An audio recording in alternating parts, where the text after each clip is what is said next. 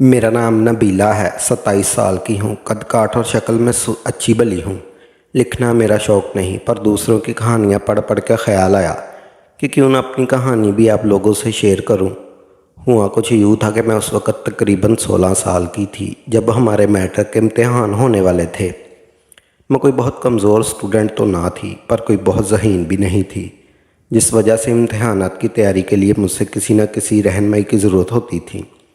میری خالہ کا بیٹا شہزاد BA کر چکا تھا، وہ ہمارے گھر سے زیادہ دور بھی نہیں رہتا تھا۔ میں نے امی جان سے کہا کہ وہ شہزاد بھائی سے بات کریں کہ وہ فارغ وقت میں مجھے پڑھا دیا کریں، اس طرح مجھے ٹیوشن کے لیے زیادہ دور نہیں جانا پڑے گا، آنے جانے کی پریشانی بھی نہیں ہوگی اور وقت بھی ضائع نہیں ہوگا۔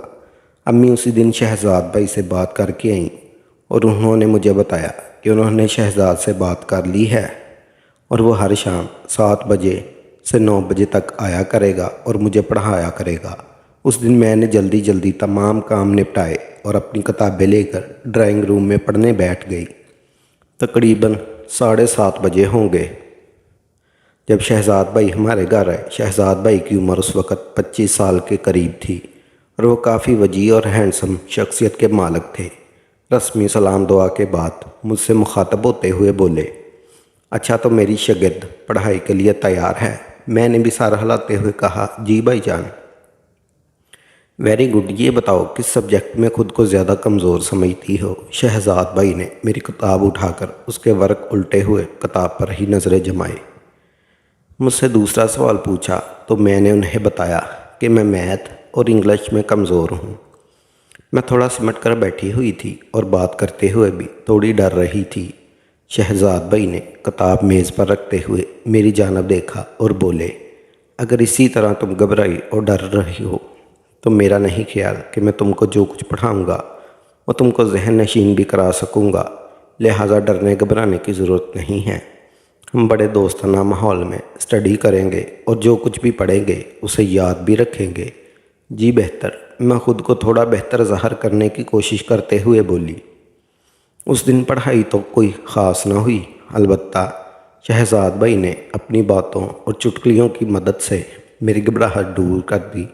میں کافی ٹھیک محسوس کر رہی تھی، یہی وجہ تھی کہ میں شہزاد بھائی کی چٹکلیوں کا جواب بھی چٹکلیوں کی صورت میں ہی دے رہی تھی۔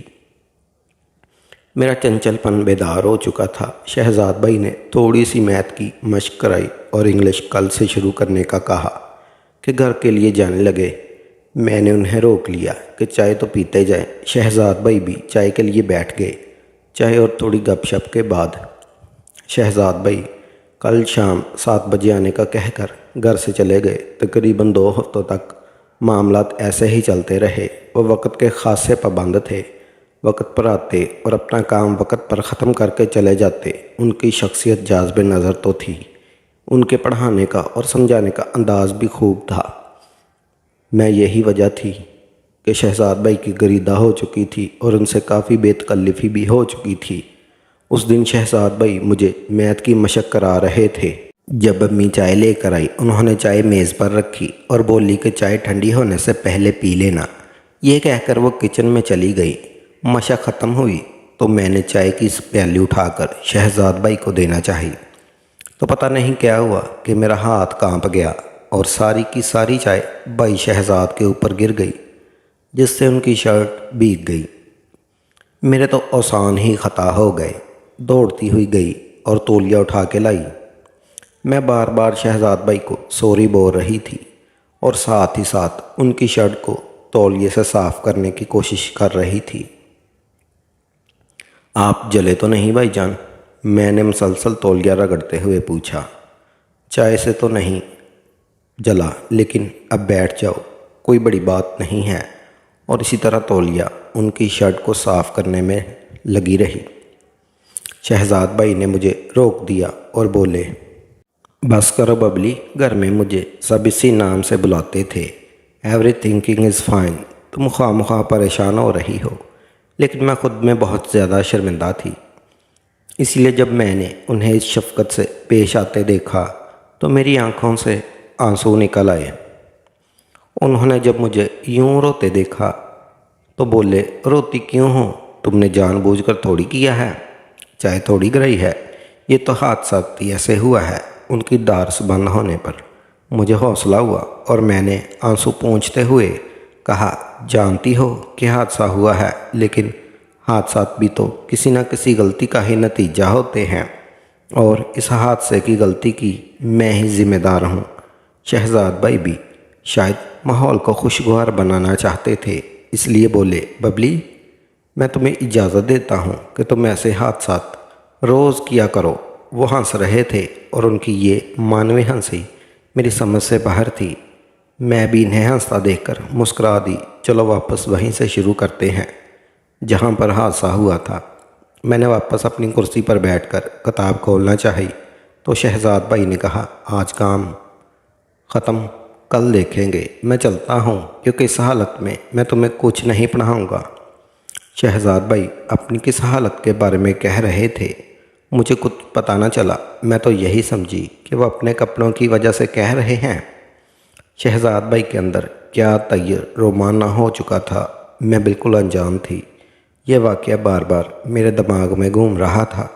मुझे पता ही ना चला कि कब नींद आ गई और मैं नींद की गहरी वादी में गोते खाने लगी।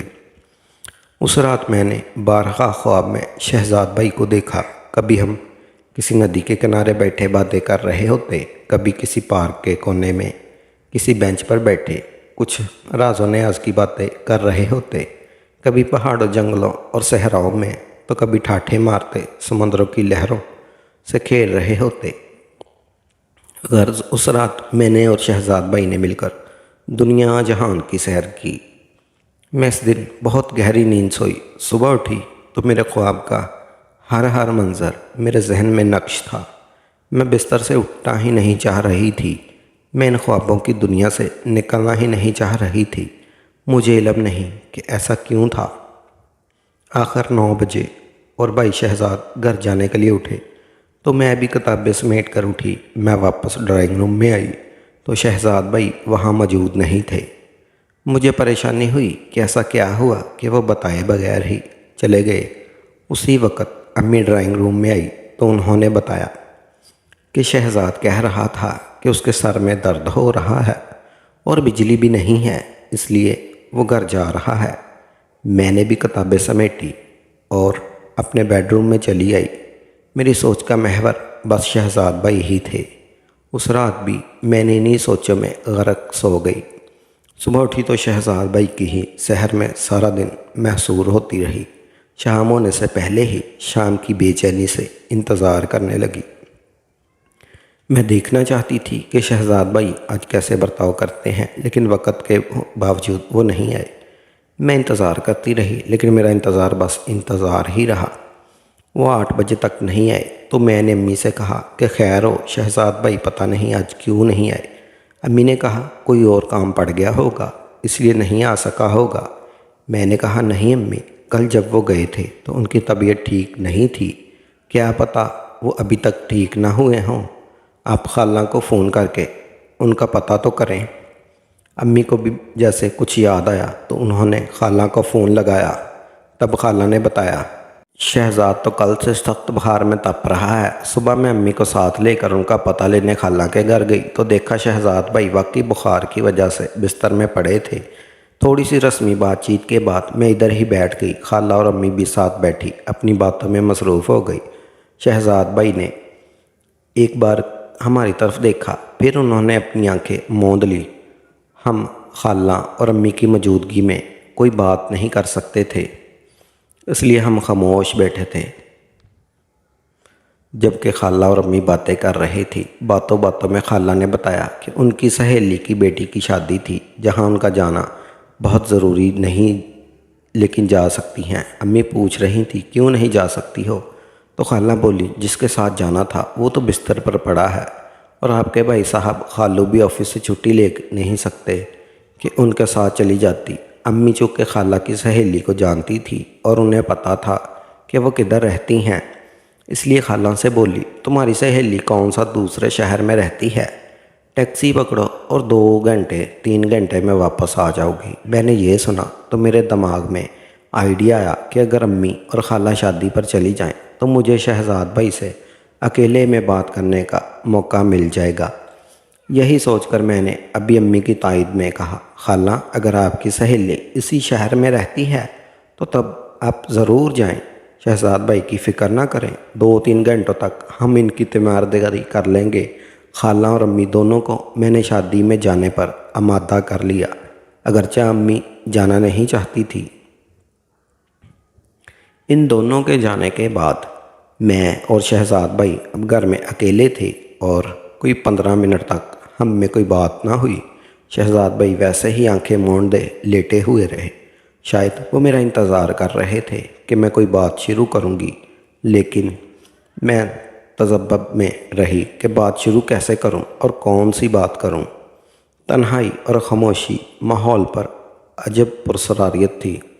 شہزاد بھائی نے میری آنکھیں کھولی اور کہا، نبیلہ تم نے مجھے جلا ڈالا۔